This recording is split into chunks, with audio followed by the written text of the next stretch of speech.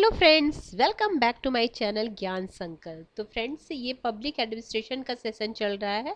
इससे पहले मैंने काफ़ी सारे वीडियो ऑलरेडी अपलोड कर रखा है पब्लिक एडमिनिस्ट्रेशन के। ये मैं यूजीसी नेट के सिलेबस के अकॉर्डिंगली पब्लिक एडमिनिस्ट्रेशन कंप्लीट कराने वाली हूँ।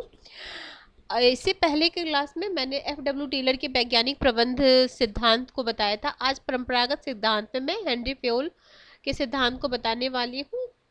और अगर आप पहली बार चैनल पे आए हो तो प्लीज़ चैनल को सब्सक्राइब कर लेना और अपने फ्रेंड में ज़्यादा से ज़्यादा शेयर करना।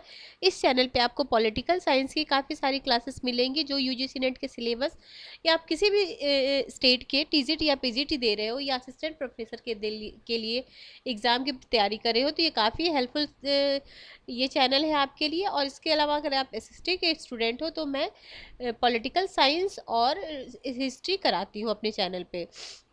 ऑलरेडी प्लेलिस्ट मैंने काफ़ी सारे क्लासेस ले रखी, प्रैक्टिस सेशन भी ले रखा है, मोस्ट एक्सपेक्टेड क्वेश्चंस मैंने करा रखे हैं। आपने अगर पहली बार चैनल पे विजिट कर रहे हो तो प्लीज़ एक बार प्लेलिस्ट को चेक करना, आपके लिए काफ़ी हेल्पफुल क्लास मिलेगी।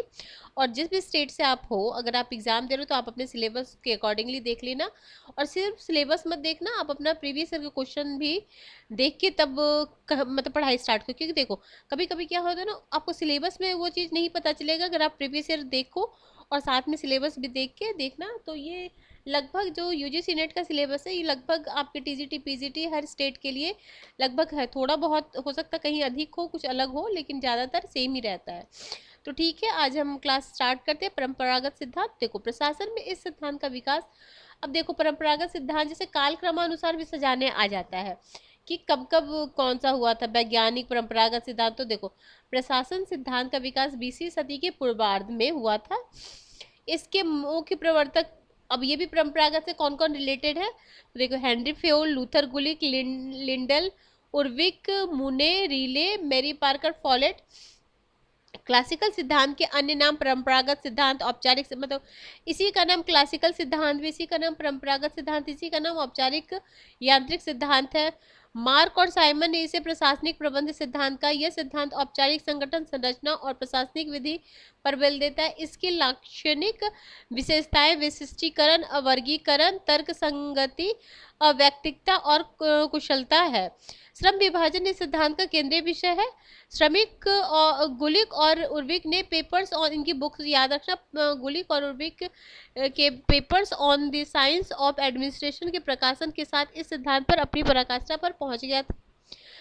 संगठन कुछ मूल सिद्धांतों के अनुरूप बना हो तब उसकी कुशलता और अर्थव्यवस्था को अधिकतम बेहतर बनाया जा सकता है। संगठन के सिद्धांत निर्धारित करना उसका मुख्य काम बन गया। अब हम हेनरी फेयोल के बारे में विशेष इस क्लास में करने वाले हैं। देखो, सबसे पहले जान लो, हेनरी फेयोल ये एक फ्रांसीसी इंजीनियर थे।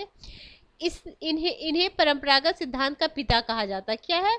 Father of traditional theory. ठीक है, आगे है प्रशासन के तत्व। हेनरी फेयोल ने ये, इसका पूरा फुल फॉर्म पता होना चाहिए। POCCC ने बताया था उसमें क्या क्या है। P फॉर प्लानिंग,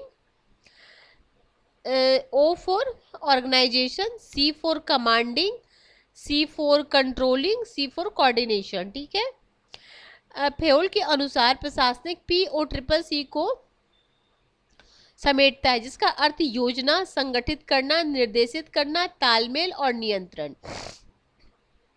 ठीक है, फेयोल के अनुसार उच्च स्तरों पर तकनीकी क्षमता नहीं बल्कि प्रशासनिक क्षमता की जरूरत होती है। संगठन को इन्होंने दो भागों में बांटा है, भौतिक संगठन और मानवीय संगठन। तो भौतिक संगठन, संरचनाएं, भवन, ये सब हो गया भौतिक संगठन। और मानवीय संगठन क्या हो गया? मानव संसाधन जो काम करता है एक्चुअल में। ठीक है, फेयोल के अनुसार प्रशासनिक योग्यता तकनीकी योग्यता से उच्च होती है। जो प्रशासनिक योग्यता है वो तकनीकी योग्यता से अधिक मतलब महत्वपूर्ण है। उच्च स्तर के कर्मचारियों के लिए प्रशासनिक योग्यता एवं निम्न कर्मचारियों के लिए तकनीकी योग्यता आवश्यक है। हेनरी फेयोल पहले विचारक है जिन्होंने कहा कि सभी स्तरों के अधिकारियों हेतु प्रशिक्षण व्यवस्था होनी चाहिए। फेयोल ने प्रशासकों को 6 योग्यताएं निर्धारित की थी जो इस प्रकार है: भौतिक योग्यता, मानसिक योग्यता, नैतिक योग्यता, सामान्य शिक्षा, विशेष ज्ञान एवं अनुभव। आगे प्रशासन के मूल सिद्धांत। तो हेनरी फेयोल ने प्रशासन के 14 सिद्धांतों का उल्लेख, कई बार अपने एग्जामों में देखा होगा 14 सिद्धांत किसने दिया, ये पूछा गया है। और 14 सिद्धांत के बारे में भी जान लो, इसमें से 14 सिद्धांत में क्या नहीं था। तो जो मतलब इसमें ज़्यादातर आपने 2-3 बार मतलब इस वीडियो को सुनना, और जो आपको लगे कि नहीं याद हो रहा तो उसको प्लीज़ नोट डाउन कर। हाँ फ्रेंड, इसके अलावा मैंने ऑलरेडी काफ़ी 200 MCQ भी इसके ले रखे हैं पब्लिक एडमिनिस्ट्रेशन की, तो आप वो भी देख लेना। पहले ये थ्योरेटिकल पार्ट को कंप्लीट कर लेना, उसके बाद फिर आप ये वीडियो देखना। 3 से 4 दिन में मैं ये पब्लिक एडमिनिस्ट्रेशन फिनिश कर दूंगी, और उसके अलावा फिर और भी क्वेश्चन होंगे तो मैं और भी क्वेश्चन करा दूंगी। इसके अलावा आपको यूजीसी नेट के प्रीवियस ईयर का क्वेश्चन भी मेरे चैनल पे मिल जाएगा। अभी छत्तीसगढ़ जो सेट का एग्जाम होता है उसका भी मैंने सॉल्यूशन करा रखा है, आप देख लेना। वेस्टर्न पॉलिटिकल थिंकर भी मैंने फिनिश करा दिया है, वो भी आप देख लेना, आपके लिए काफ़ी बेनिफिशियल रहेगा। क्योंकि एक बार अगर आप थिंकर को पढ़ लोगे ना, तो फिर उससे रिलेटेड थोड़ा बहुत इधर उधर भी क्वेश्चन घुमा के पूछे तो आप कर लोगे। ठीक है, अब इनके 14 सूत्र में क्या क्या है देखो। कार्य विभाजन, प्राधिकार और जिम्मेदारी, अनुशासन, निर्देशों में एकता, निर्देशन में एकता, निर्देशों में एकता, निर्देशन में एकता, सामान्य हित सर्वोपरि, पारिश्रमिक, केंद्रीकरण, अगला है केंद्रीकरण हो गया, स्केलिंग, श्रृंखला, क्रम व्यवस्था, साम्य। ठीक है, कर्मचारियों के कार्यकाल में स्थिति, पहल और सैन्य भावना। आगे है अब टेलर और हेनरी फ्योल में है, हाँ कंपैरिजन किया गया है। ठीक है, तो उसको भी हम देख लेते हैं। तो टेलर ने निम्न स्तर, एक मिनट, टेलर ने निम्न स्तर के कर्मचारियों की गतिविधियों का विश्लेषण किया, जबकि फेयोल ने उच्च स्तर के प्रबंधकों की गतिविधियों का विश्लेषण किया। टेलर का सिद्धांत निम्न उच्च सिद्धांत कहलाता है, जबकि फेयोल का सिद्धांत उच्च निम्न सिद्धांत कहलाता है। टेलर का संबंध श्रमिकों की उत्पादन क्षमता को बढ़ाने से है, जबकि हेनरी फेयोल का उद्देश्य प्रबंध का सिद्धांत देना है, जिसे वे सार्वभौम सामान्य सिद्धांत, यूनिवर्सल जनरल थ्योरी है। टेलर का सिद्धांत वैज्ञानिक प्रयोगों पर आधारित है, जिसे उन्होंने अमेरिकी फर्मों में प्रयोग किया था, जबकि फेयोल व्यक्तिगत अनुभव पर आधारित है। टेलर महोदय तकनीकी कार्यों पर, जबकि फेयोल प्रशासनिक कार्यों पर जोर देते हैं। लूथर गुलिक तथा उर्विक द्वारा paper on science of administration 1937 नामक पुस्तक लिखी गई। यह पुस्तक परंपरागत सिद्धांत की सबसे महत्वपूर्ण पुस्तक है।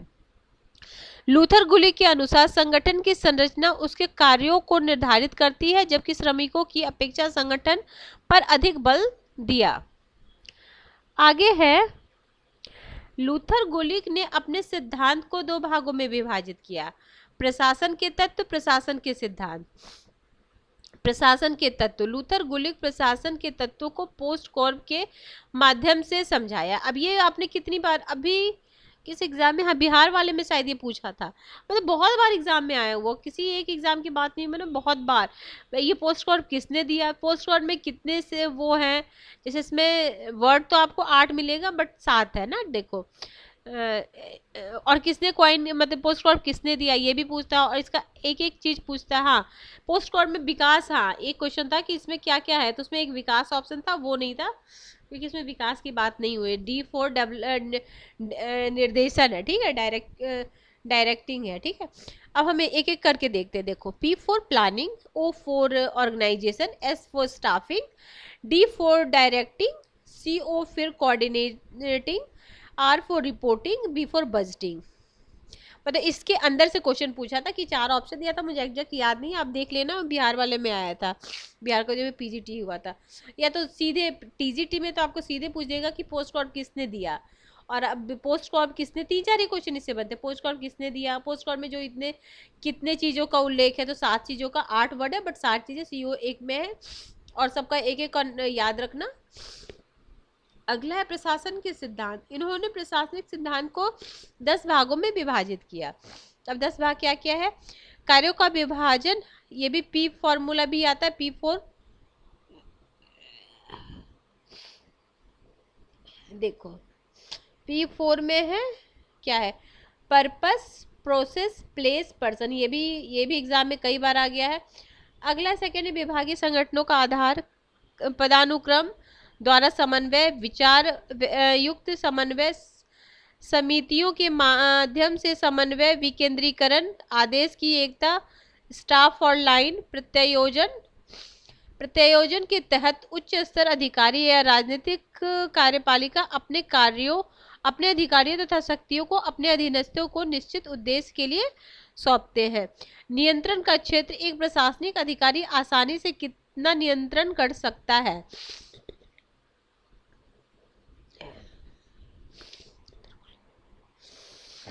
ठीक है, आगे देखते हैं। उर्बिक, गुलिक एवं उर्बिक की योगदान, तो क्या क्या इनका योगदान है ये देख लेते हैं, फिर इनका देख के फिर हम नेक्स्ट क्लास में मूने-रेली का सिद्धांत करेंगे। ठीक है, आगे है देखो, संगठन की कार्यशीलता के निर्धारण में उनकी संरचना पर बल दिया। सिद्धांतों का संबंध औपचारिक संगठन के संगठन तंत्र से है। उनका लक्ष्य संगठनिक कुशलता का स्तर ऊंचा करना है। संगठन को कार्यकुशलता के लिए 8 नियम बताए। उद्देश्यों के नियम, सादृश्यता का नियम, उत्तरदायित्व का नियमन, सोपनावत सिद्धांत, नियंत्रण के क्षेत्र का सिद्धांत, कार्य विभाजन का सिद्धांत, समन्वय का सिद्धांत, परिभाषा का सिद्धांत। प्रत्येक कर्मचारी का कार्य स्पष्ट रूप से परिभाषित होगा। 1943 में उर्विक महोदय ने अपनी पुस्तक, उनकी पुस्तक भी बिल्कुल द एलिमेंट्स ऑफ एडमिनिस्ट्रेशन में 29 सिद्धांत बताए जो टेलर तथा हेनरी फेयोल के विचारों पर आधारित थे। तो ठीक है, अगले क्लास में हम मूने-रीले के सिद्धांत पढ़ेंगे। और क्या क्या इसमें बच गया है, मूने-रीले हो गया, मेरी पार्कर फॉलेट पढ़ लेंगे, फिर योजना और समन्वय, ठीक है, फॉलेट पढ़ लेंगे। एक क्लास में ये हो जाएगा और एक क्लास में फिर मानव संबंध पढ़ लेंगे।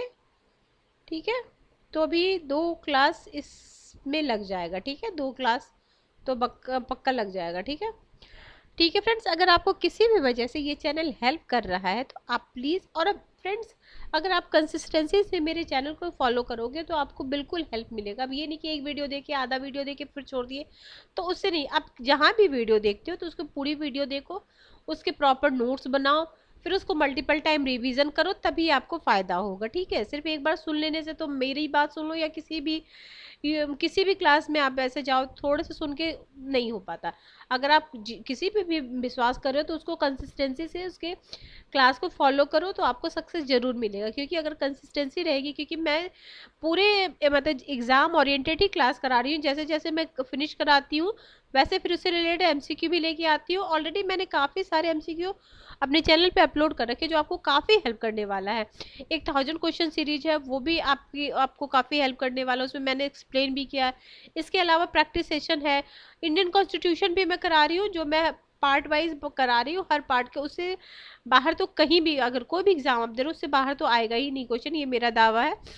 तो फ्रेंड्स ठीक है, अगर आपको हेल्पफुल लग रहा है तो प्लीज़ चैनल को ज़रूर सब्सक्राइब करें।